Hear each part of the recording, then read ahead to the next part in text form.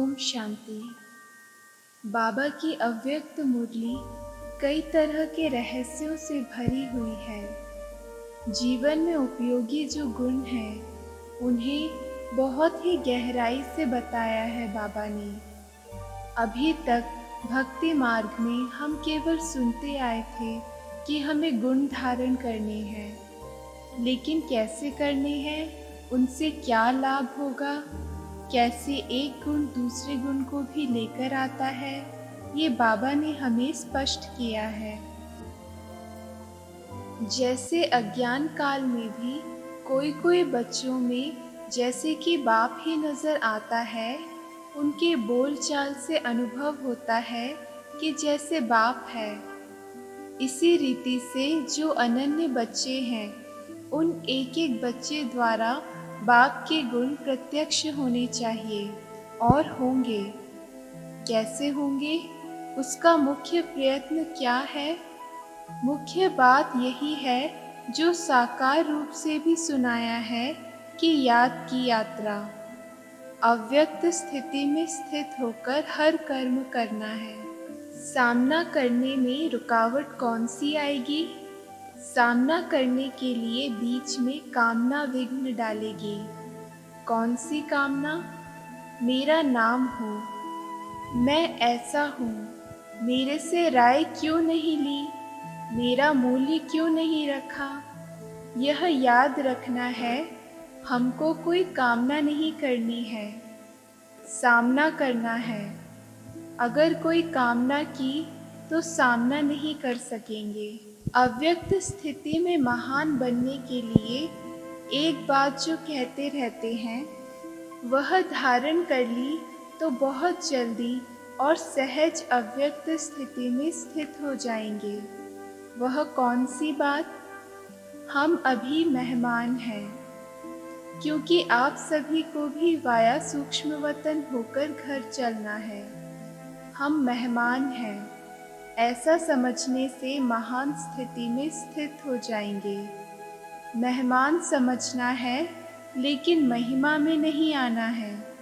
अगर महिमा में आ गए तो मेहमान नहीं बनेंगे। मेहमान समझेंगे तो महान बनेंगे।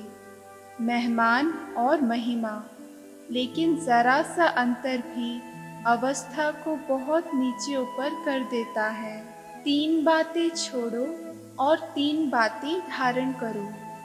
अब यह 3 बातें छोड़ेंगे तब ही स्वरूप में स्थित होंगे। सर्विस में सफलता भी होगी। एक तो कभी भी कोई बहाना नहीं देना। दूसरा, कभी भी किससे सर्विस के लिए कहलाना नहीं। तीसरा, सर्विस करते कभी मुरझाना नहीं। बहाना, कहलाना और मुरझाना, यह 3 बातें छोड़नी हैं। और फिर कौन सी 3 बातें धारण करनी है? त्याग, तपस्या और सेवा। यह 3 बातें धारणा में चाहिए।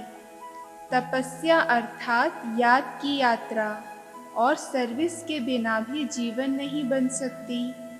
इन दोनों बातों की सफलता त्याग के बिना नहीं हो सकती। अगर इन तीनों बातों की धारणा हुई तो क्या बन जाएंगे? जिन्होंने दिलवाड़ा मंदिर ध्यान से देखा होगा, उन्हें याद होगा। जैसे तपस्वी हैं तो त्रिनेत्री भी हैं। तीसरा नेत्र कायम होगा तभी तपस्वी बन सकेंगे। अगर ज्ञान का नेत्र गायब हो जाता है तो तपस्या भी नहीं रह सकती। अभी तक शक्तियाँ गुप्त क्यों हैं? क्योंकि अभी तक अपनी स्वमान, अपनी सर्विस और अपनी श्रेष्ठताएं अपने से ही गुप्त हैं।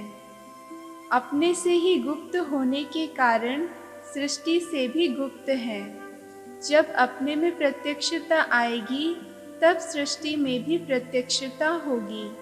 अभी शुरू जैसे ललकार नहीं है, अभी विस्तार में पड़ गए हैं। विस्तार में पड़ने से ललकार का रूप गुप्त हो गया है।